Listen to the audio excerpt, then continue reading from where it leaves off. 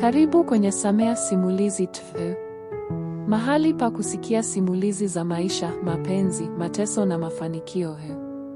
Usisahau kusubscribe ili upate simulizi mpya kila siku.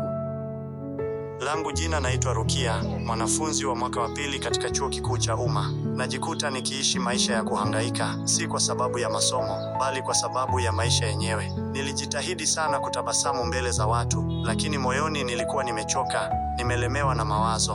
Mabadiliko ya maisha.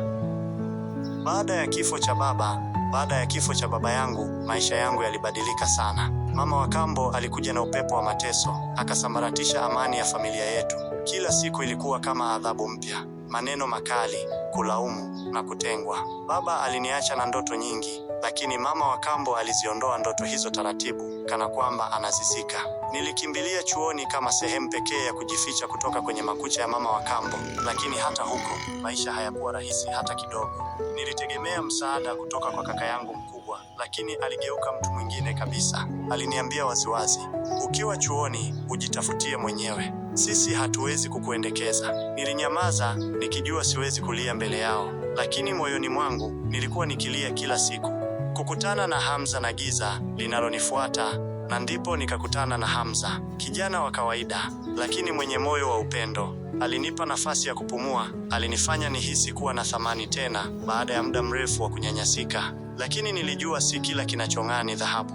Ndani ya miezi michache maisha yangu yalibadilika tena. Nilianza kuhisi kuna mtu ananifuatilia. Kila nikipiga hatua, kuna kivuli kilikuwa nyuma yangu. Mpaka siku moja nilipofungua mlango wa chumba changu na kukuta mtu asiyejulikana akiwa ndani. Niliposimama mlangoni, moyo wangu ulidunda kwa nguvu. Nikamkuta yule mwanaume ameketi kwenye kitanda changu. Sikuelewa alifikaje humo, mlango ulikuwa nimeufunga.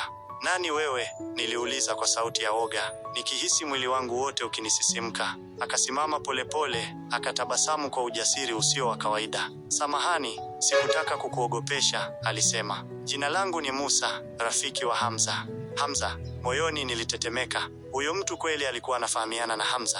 Kwa nini hajaniambia kitu kama hiki kabla?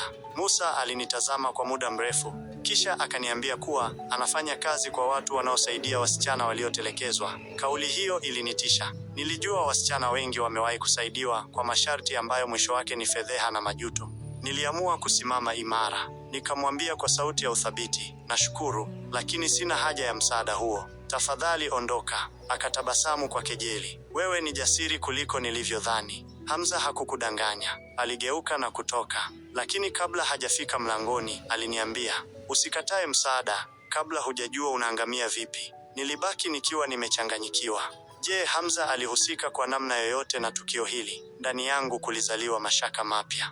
Hamza na mashaka yanayonikabili. Nilianza kumtazama Hamza kwa jicho la pili, na pale aliponialika chakula cha jioni siku iliyofuata, nilijua kuna jambo linaloendelea. Siku ya jioni ilifika. Nilivaa blauzi yangu ya kawaida na suruali ya kitambaa. Sikuwa nimejiandaa kwa tukio maalum, lakini ndani ya moyo wangu kulikuwa na hisia mchanganyiko, hofu na udadisi. Nilifika mahali tulipokubaliana na Hamza. Alikuwa ameketi tayari, akiwa amevalia fulana safi na suruali ya jeans. Alinitazama kwa tabasamu la kawaida, lakini jicho lake la pili lilikuwa kama linanichunguza. Tuliongea mambo ya kawaida, masomo, maisha ya chuo na ndoto zetu. Lakini akili yangu ilikuwa mbali. Ilikuwa inamtafakari Musa na maneno yake ya mwisho yaliyojificha. Baada ya chakula, Hamza aliniambia jambo lililozidisha mashaka yangu.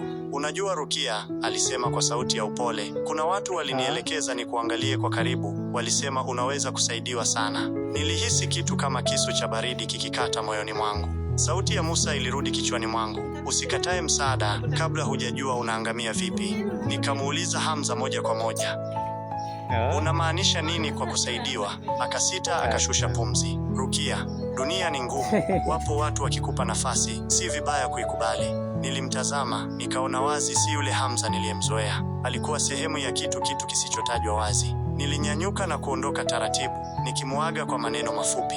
Usiku huo nililia kwa sababu nilihisi dunia inanivuta shimoni kwa mikono ya upole. Nilihitaji mtu wa kunishika mkono, lakini sikuamini tena mtu yoyote.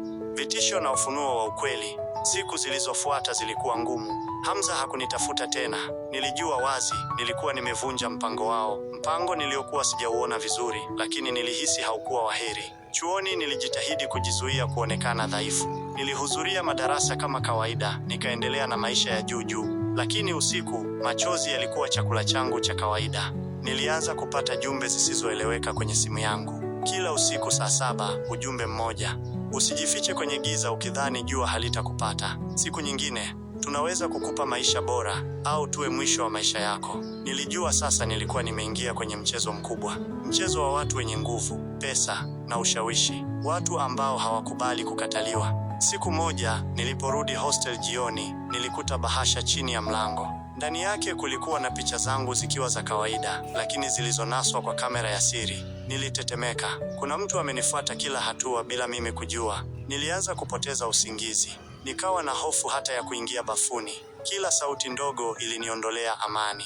Nilikuwa peke yangu. Hakuna ndugu, hakuna marafiki wa kweli. Niliuliza nafsi yangu, nimekosea wapi? Na kama nilikosea, mbona adhabu ni kubwa hivi? Nililia, na kwa mara ya kwanza niliwaza kuacha chuo. Lakini moyoni, sauti ya marehemu baba yangu ilinijia: usikubali dunia ikuangushe kabla hujajipigania. Nikajifuta machozi, nikajiambia, sijapenda kulia ila inanibidi, lakini sitakubali kunyamazishwa. Nilikuwa nimechoka, si kwa sababu ya mwili, bali kwa sababu ya nafsi. Maisha yalikuwa kama vita isiyo na mwisho, vita ambayo kila siku nililazimika kupigana nikiwa peke yangu, kupigania haki yangu.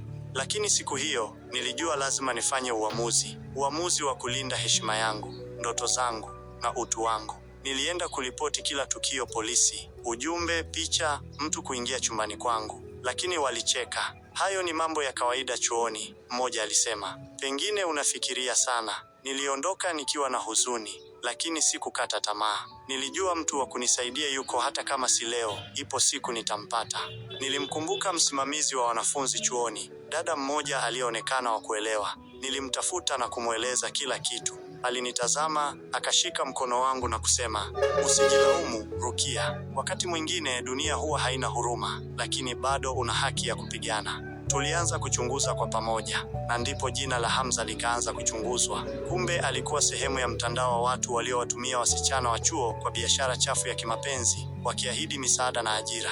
Musa alikuwa mmoja wa wateka kimya waliotumwa kuchunguza tabia za wahanga kabla hawajatekwa kiakili. Nilihisi hasira, machungu, lakini pia mshindi, kwa sababu sikukubali kunyamazishwa. Sikukubali kuuza utu wangu kwa maneno matamu. Na sasa waliokuwa wananitisha walikuwa kwenye hatihati ya kufichuliwa.